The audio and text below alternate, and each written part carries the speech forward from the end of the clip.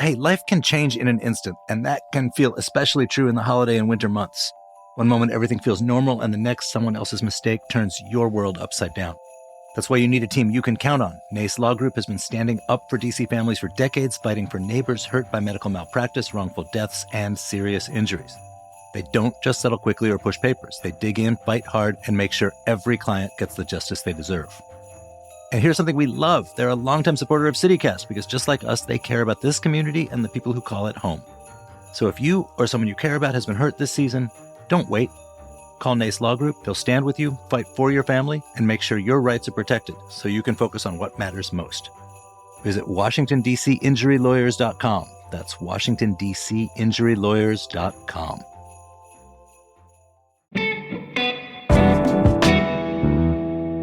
Today on CityCast DC, we're talking about the entry of a bona fide progressive into DC's mayor's race. We're going to talk about Donald Trump's plans for Dulles Airport and the return of stars to the Washington Post's restaurant reviews. And in a members-only fourth segment, what's going on with ranked choice voting in DC? I'm here with Channel 4's Mark Seagraves and CityCast's Julia Karen.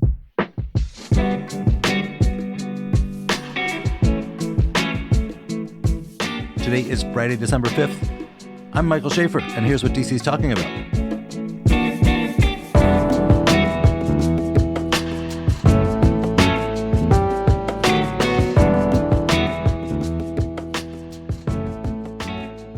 So today's episode is sponsored by NACE Law Group. It's a longtime supporter of CityCast because just like us, they care about the community and the people who call it home.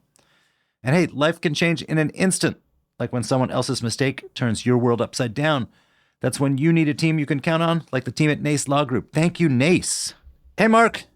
Hey, Michael. Thanks for having me. Thank you for being here. Hey, Julia. Hey, Mike. Hey, before we get into today's roundup, we have an end-of-year holiday membership campaign coming up that we want to tell you about. All right. So here's the deal, CityCast listeners and readers. We have an upcoming neighbors campaign if you want to join us. Or better yet, because I'm not a good holiday gift planner, you could also do your friends and loved ones a solid and make them members.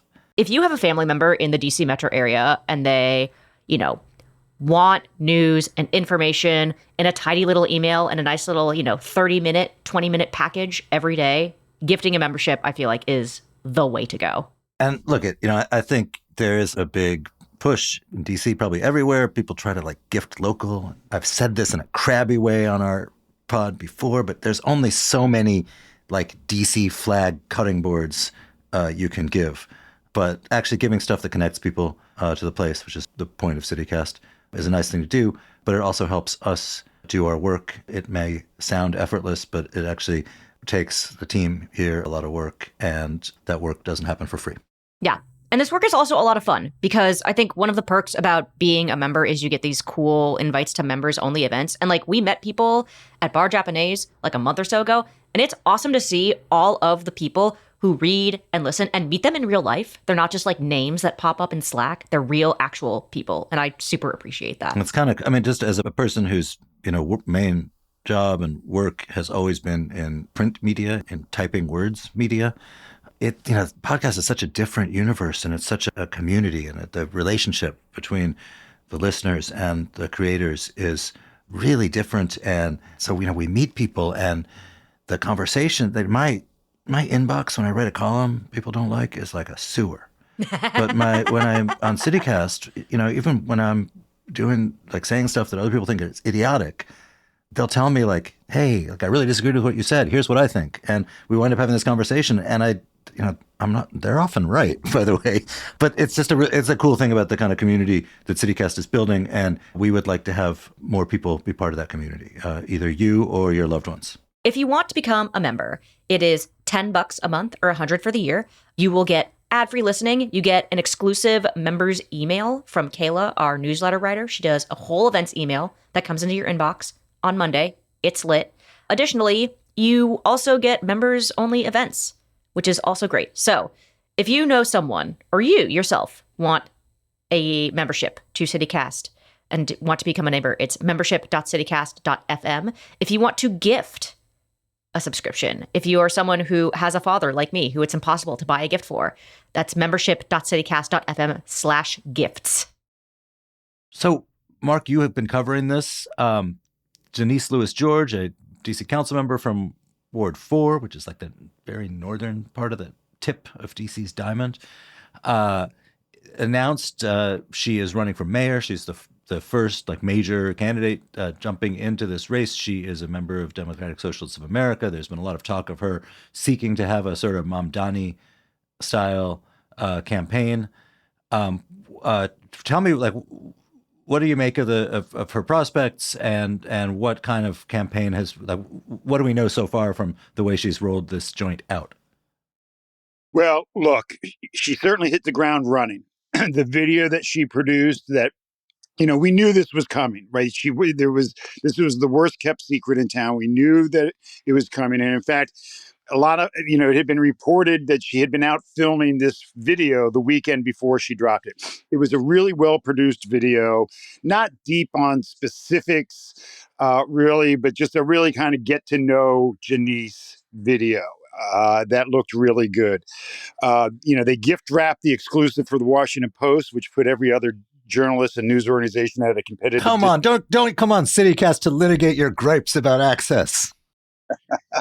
But look, she raised a lot of money really fast, and they were very quick. All of her people, I was getting texts from everybody. They really wanted to push that fact out that she met the benchmark for matching funds faster than anybody had ever done. Can you explain that for people who don't know the intricacies? DC has public financing. You need to get a certain number of people and dollars donated, individual donations, to qualify. And I do not remember, I believe it was probably Mayor Bowser who had reached that the fastest. And I don't remember, but it was days that it took. Bowser's was 14 days, I think, according to, yeah, 14 days. This was a matter of hours before they got there. And so, it's impressive. And it was an indication that she's got a good team together, that were locked and loaded for this, and they really hit the ground running. And so that's a good sign for her. And we're sitting back and waiting for McDuffie to make his announcement one way or another. So that's Kenyon McDuffie, who's an at-large council member. Yeah, I feel like that's the other like worst kept secret in Washington, is Kenyon is probably going to enter. Oh, yeah. And he had said he's considering it. I talked to him at the Turkey Bowl.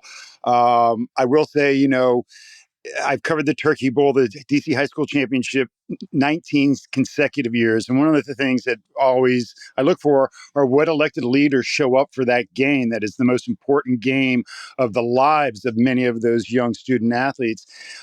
Vince Gray was always on the sidelines because he knew. And I will say Kenyon McDuffie, I had a picture of him in my archives that I showed him at the game the other day, of him like 10 years ago at a game. So we spoke about what he was going to do, and he said, because it was right after the mayor had made her announcement that she wasn't going to run, and he said that was going to speed up his decision. So we expect within days we'll hear from McDuffie. Wait, was Janice Lewis George at the Turkey Bowl?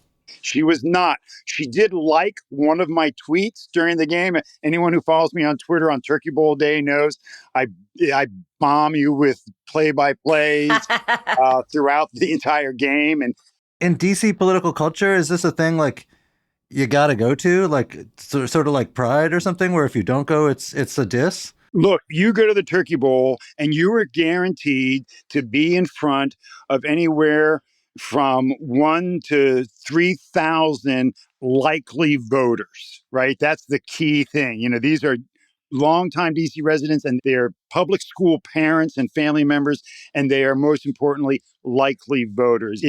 I would say that was the one misstep of Janice Lewis George's rollout, that if I had been her, I would have been at that event, and I would have been at the Feast of Sharing, which is another big annual event DC has, where senior citizens come into the convention center before Thanksgiving and get a meal, and they get access to health scanning and clothing. And it's just a great long time event. The mayor was there, several council members. McDuffie was at that event. Matt Fruman was also at that event, but Janice Lewis George was not. If not going to these sort of popular public events was missteps, that implies her one misstep. That implies she's doing a lot right. Like, so you mentioned the money. Yeah, the video was really good. The money, she was available the next, even though she had given the Post the exclusive the night before. That morning, she met with reporters. She talked to reporters. She stood outside a Board of Elections with myself and Tom Fitzgerald from Channel 5, answered all of our questions. Again, not a lot of specificity, but look, these early stages for a campaign like hers. She's well known in Ward 4. She's not well known citywide, right? So this is just get to know Janice time for her. And I would say look, one of my friends forwarded me, it was right before Thanksgiving, an Instagram reel of hers in which she was talking up the virtues and importance of composting. And I got nothing against composting. If you want to do it, we had a whole cool. episode on composting. But like, the genius of the Mamdani campaign was that he ran a very progressive campaign, but he didn't get sucked into any of this like performative virtue signaling culture nonsense of like, look at me, I'm composting, or it was a relentless focus on the material conditions of people's lives and not on this sort of stuff that is probably unnecessarily divisive, like bike lanes or whatever, but that is ultimately not a core material issue for middle class, working class people. And I thought, like, what is our great socialist hope doing? Talking up like government composting programs. It just struck me as like I don't even disagree with it. It just struck me as like, this is exactly the kind of like thing that like probably some smart young aide is like, how about we do this? That a savvy politician probably ought to just stay away from while they're trying to seek votes from the mass general public. But look, we're going to see there's 7 months ahead of us in this. And once she gets some opposition, and I don't think Kenyon McDuffie is going to be the only, I don't think there's, I don't know who it might be, but with an open seat like this in this year, which is going to be the craziest year in DC politics history ever, bar none, this is going to be off the charts. I can't imagine we're just going to have 2 names on the ballot for mayor. In the meantime, though, we've got one major candidate so far in the race. Tell us just briefly, like, what does she stand for? I mean, she's associated with the progressive bloc. She, has had to be quite nuanced about her record around police reform, but sort of like, what has she done and what is she promising to do besides like being a strong voice against Trump? She talks about affordability and housing, and she talks about, she certainly has come out against the immigration enforcement that we're seeing from the Trump administration. But when pressed about specifics, like what will you do differently? I asked her that question several times. What will you do differently than Mayor Bowser when it comes to X, Y, and Z? And she just wouldn't answer those with any specificity.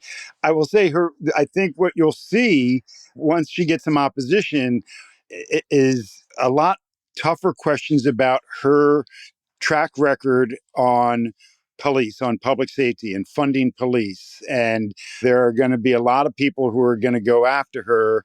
You said she's been nuanced about it.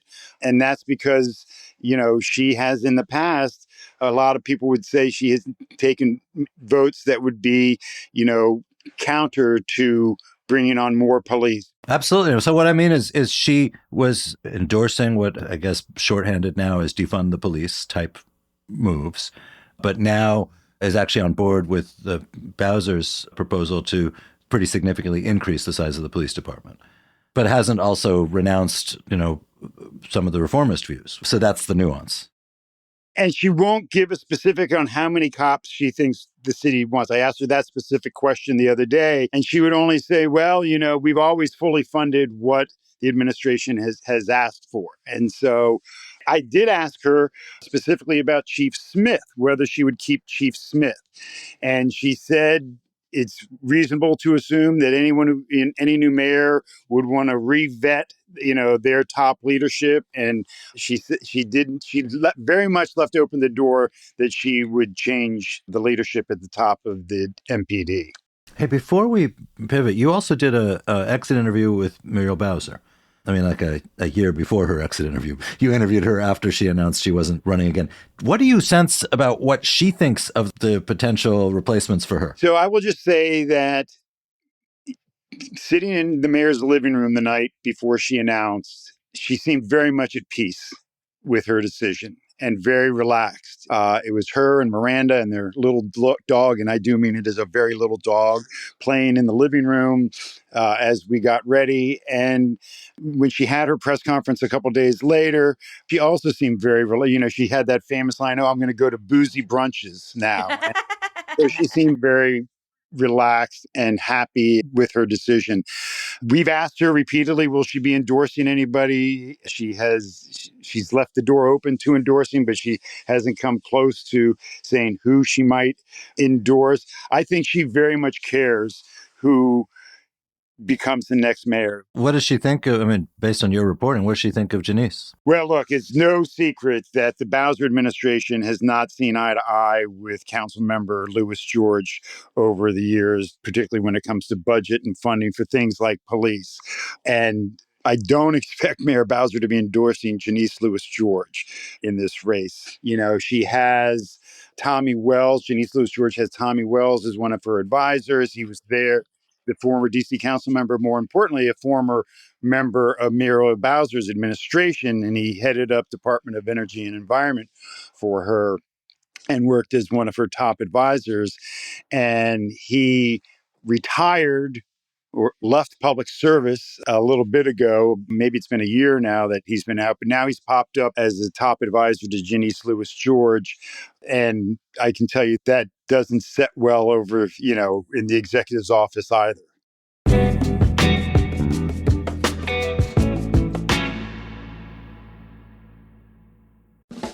One of DC's most popular holiday traditions returns with an all-new edition. Come join the Gay Men's Chorus of Washington, D.C. as they ring in the season with The Holiday Show.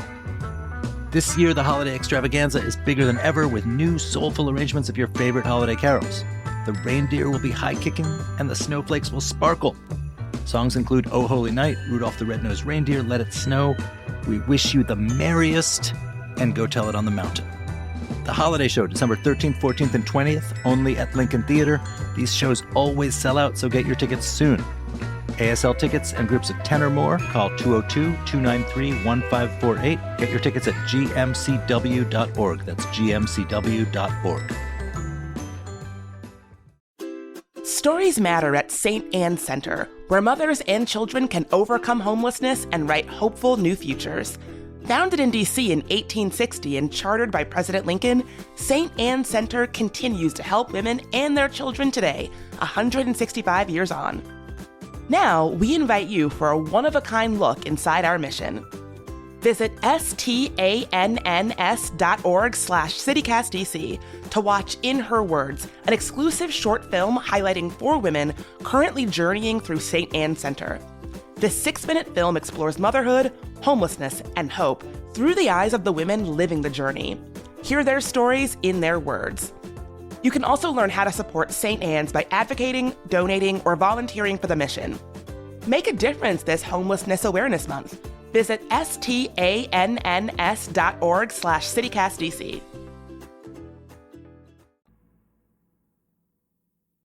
One of the things that DC mayor does, I want to shift to this another weird story in the news this week, is appoint a certain number of members of the board of the Metropolitan Washington Airports Authority. DC gets, I think, 3 or 4 appointees. Virginia gets slightly more. The feds get some. And apparently all of these people were very surprised to learn that Donald Trump is going to fix Dulles Airport, which they've been trying to fix for some time. And it's not my favorite world airport. So this is like a thing of Trump, it seems to me. Like he seizes on these sort of big ceremonial spaces and wants them to be like, quote unquote, world class. That's not a bad impulse. The process of doing it sometimes leaves something to be desired. Because Dulles is kind of a drag. So, like, what are they going to fix that years of the airports authority claiming to, they're building all kinds of trains under there and new terminals, and, you only really kind of pass through that beautiful signature terminal. What do they want to do?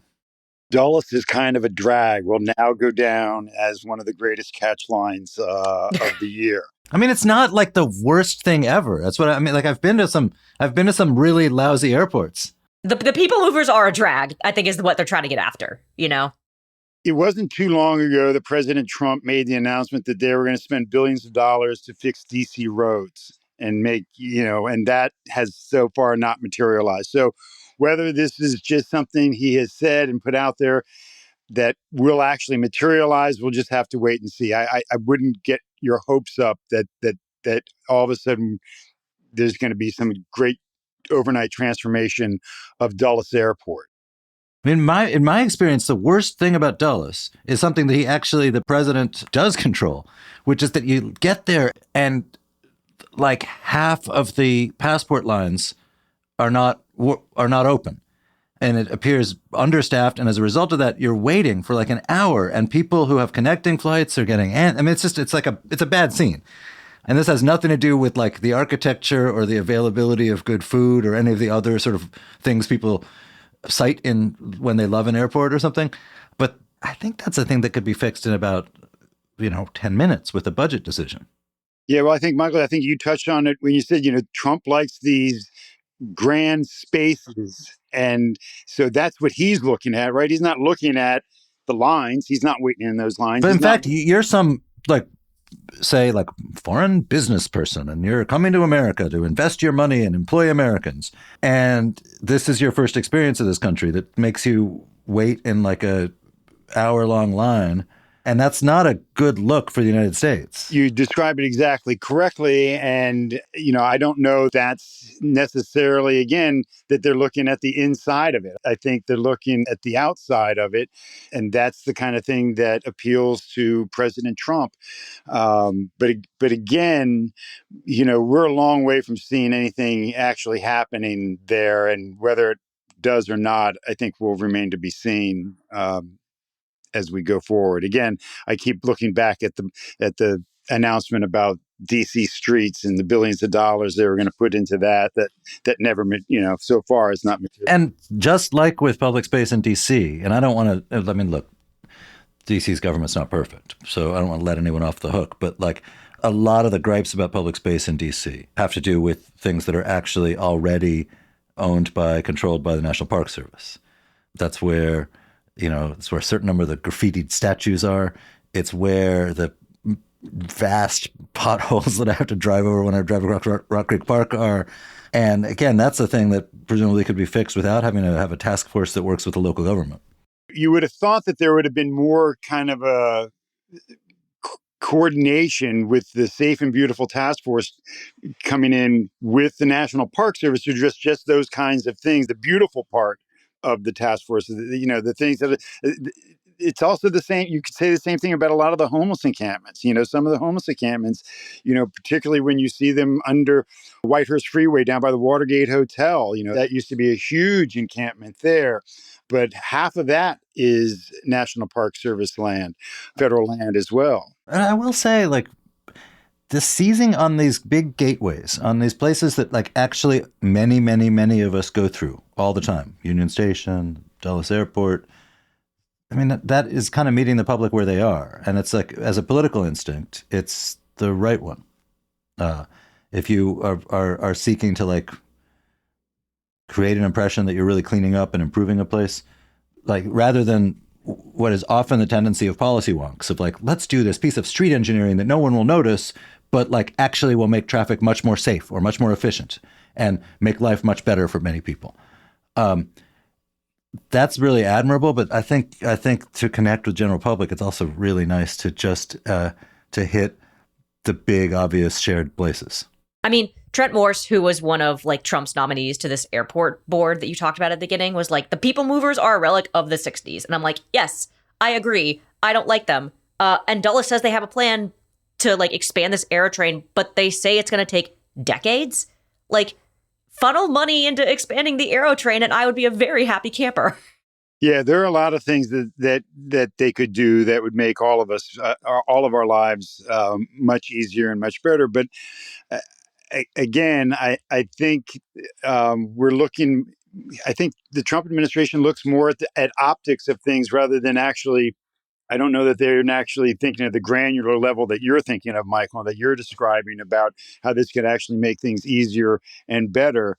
But you may have touched on like these international travelers and business people who come through the airport. That may be how that got on Trump's radar in the first place, hearing complaints from his associates who have to pass through that airport. So just like he goes through the 395 tunnel now. Now we know that's why the lights are on.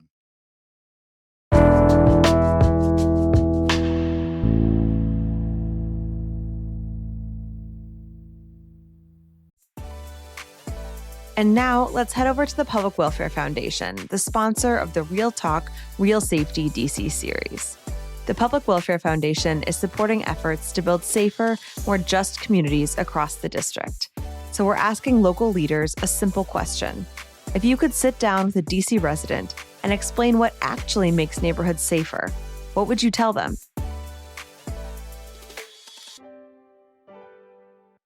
My name is Thomas Penny, president of Donahoe Hospitality.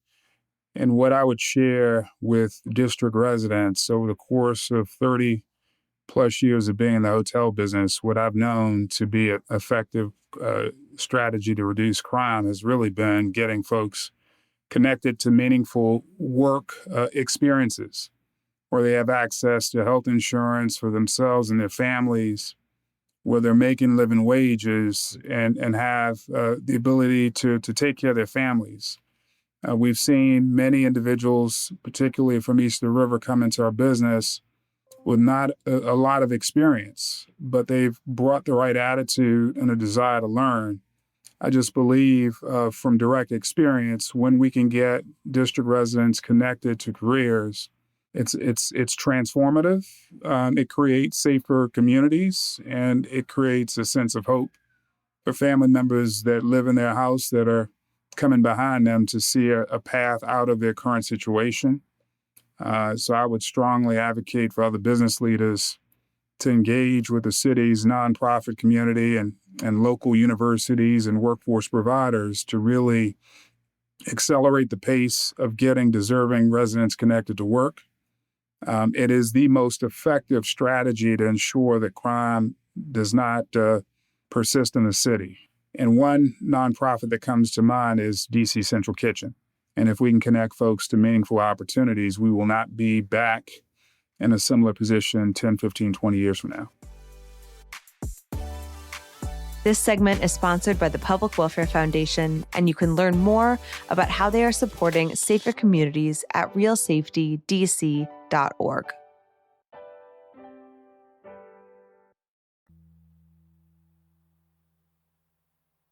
So another thing that's going on this week that, Julia, I think you flagged this, that the Washington Post has a new food critic, and one of the things that is happening is it is a return of the stars, which is to say it used to be that you would read a food review and at the bottom it would say this restaurant is 4 stars or 3 stars or 2 stars. And I think among especially sophisticated foodies, that is a sort of not an appropriate way of looking at things. It's not, it's so simplistic, and you want to have like a sophisticated essay about the food.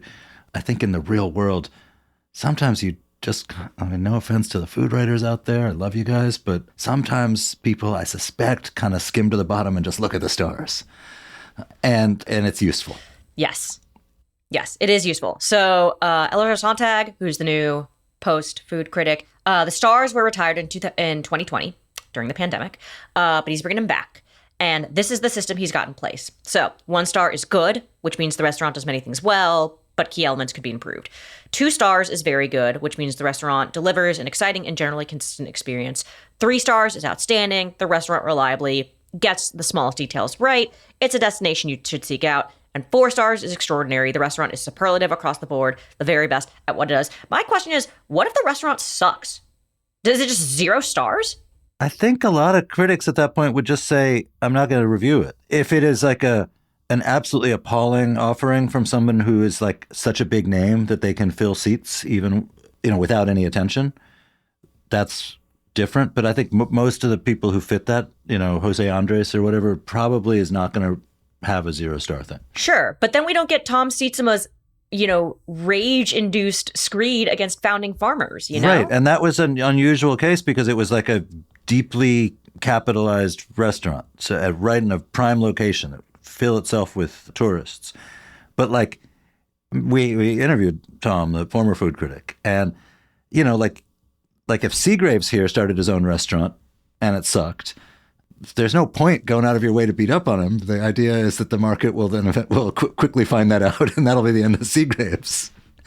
But if it's like a celebrity name that can fill the seats, that's one reason you're going to go beat them up. But that just doesn't happen that often. So I guess the premise is like any place that's worth us devoting, multiple critic visits and hundreds of words to, it has to have at least some virtues. I mean, I also imagine that part of it is like everyone's a critic now, right? You've got like Yelp and Belly and all these apps where you can like rank restaurants and like pit them against each other, which I think Elazar is trying to not do. He's not saying that like, the Inn at Little Washington is the same as like Tapori. I think that's not what they're trying to do. But realistically, like if everyone's a critic, doesn't that mean no one is a critic? Like everyone's got their own personal taste and stuff, and like someone's 4 stars, is that someone's 1 star? I don't know. I'm curious to see how this shakes out in terms of actual, application. The other thing that you noted was the idea that the stars will reflect just the food and not the sort of whole experience, the ambiance of the room and the quality of the service and that sort of thing. Yeah, no, I think that's actually kind of smart because what has historically happened, right, is like these 4-star joints are white tablecloth places, right? You're ranking the Inn at Little Washington against a whole host of people who like it's different food and it's a different experience, and that's on purpose. I actually think that is really smart and really good. But again, in practice, I don't know. Maybe I want to see it executed first. I mean, I think that the thing of like the decision to go out and drop money on eating, like again, like some people may be purely thinking about the quality of the food they're ingesting, but for a lot of people, it's like, God, I want an experience. Sometimes it's just like, I don't want to cook, I don't want to clean up tonight.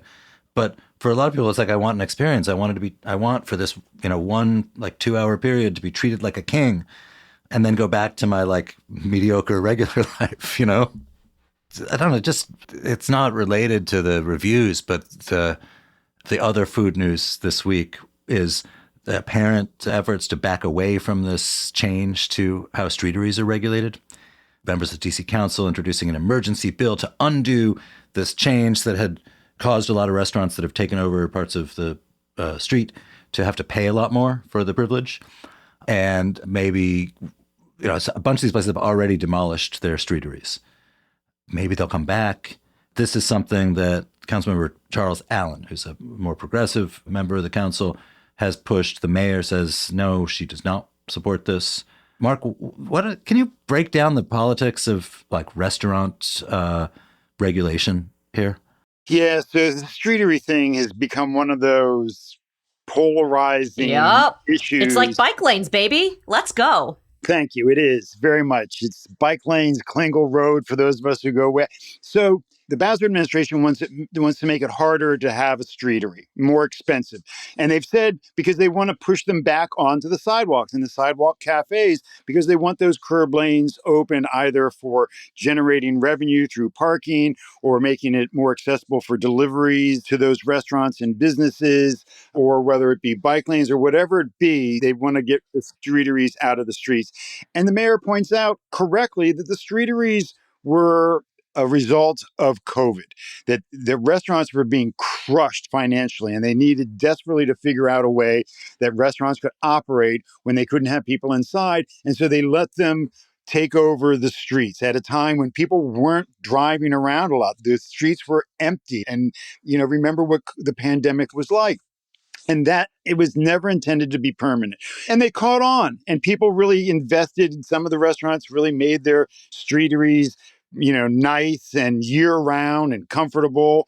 And it expanded their footprint dramatically for some of these restaurants, enabling them to have higher revenues. And so they stayed around after the pandemic had passed. And now the Bowser administration said, well, look, if you want to keep them, it's going to cost you. And it's going to cost a lot more than the fees if you wanted to be on the sidewalk, which isn't always an option in some neighborhoods. And so the Restaurant Association and then the restaurants,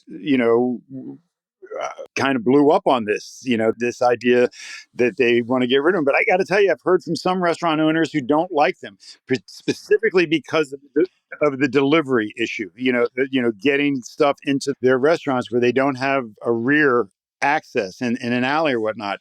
And I've heard from some people about, that they're concerned that all the streetery infrastructure that's being torn up now will unearth rats that have been making their homes underneath of these streeteries. The council passed some legislation that would reduce the fees somewhat going forward, but we're seeing them coming down. You've already seen some of the Jersey walls being moved out. And so if you love a streetery, you may be losing it. I like going out to eat, and I think that like a creative and vibrant dining scene is a sign of health for a city. I very much for that. The discourse is strange, though, because these are, at the end of the day, for-profit businesses. And yet when there is something that would disadvantage them, it's often talked about as if like we're closing the symphony. That it sort of exists politically somewhere, like not as pure commerce, but as like culture and creative life and vibrancy, without taking like, I don't even know what to think about this like streetery regulation thing, but like that actually, I assume, makes the politics a lot more complicated / interesting.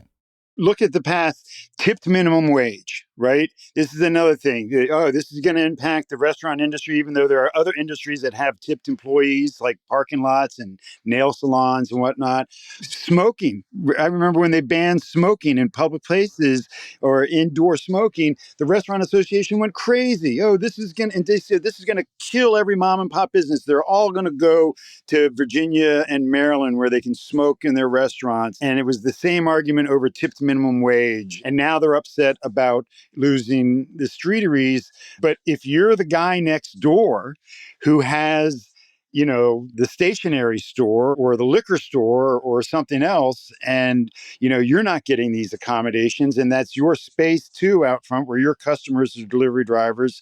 And it goes back to the restaurant industry has a very strong lobbying arm, which is led by Sean Townsend. Sean Townsend used to be in the Bowser administration. He was known as the nighttime mayor, but Bowser hated that title it wasn't an official title, but he is a strong advocate. That organization is a force. And so they're heard in the halls of the Wilson building. And so that's why they get this type of attention. All right, before we move on, I want to give a big thank you to our newest CityCast DC neighbor, June H. Thank you for your support. Today, paid subscribers get a bonus 4th roundup chat. We're going to talk about ranked choice voting, which is, I can't believe I'm saying this again, allegedly imperiled or under debate or something. Mark is going to explain this to us. Yeah, who's going to explain it to me? If you want to be sure you always get the full episode, please become a member. Head to membership.citycast.fm and sign up. It's only $10 a month. Members get ad-free listening, exclusive members events, and an extra events newsletter every week. Again, that's membership.citycast.fm.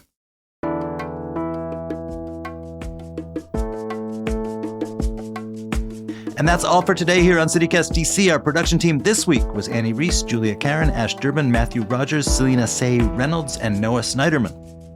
Newsletter editors Kayla Cote-Stemmerman and Ash Durbin wrote our fabulous newsletter, Hey DC, this week. And our hosts are Bridget Todd and me, Michael Schaefer, from Politico. Music is by Alex Roldan, Carl Christensen, and All the Kimonos, with additional music from OTE, Rue Walker, and DM from Triple Scoop Music via Getty Images. If you enjoyed the show, give us 4 stars. Text your friends about it. We'll be back Monday morning with more news from around the city. Bye.